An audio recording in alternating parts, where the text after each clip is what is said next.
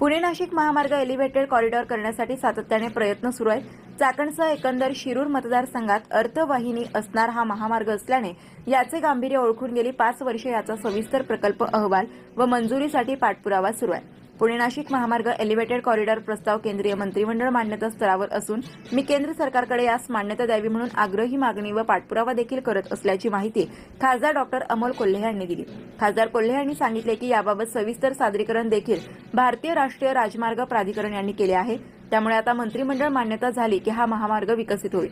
शेवटी केंद्र सरकारकडे मागणी व त्याचा प्रामाणिक पाठपुरावा करण्यात आम्ही पूर्ण ताकदीने प्रयत्न करत असून याच रस्त्यावर तळेगाव शिक्रापूर रस्ता जो आधी राज्य महामार्ग 55 होता तो राष्ट्रीय महामार्ग 548D करण्यात मला मागील 5 वर्षात यश आले.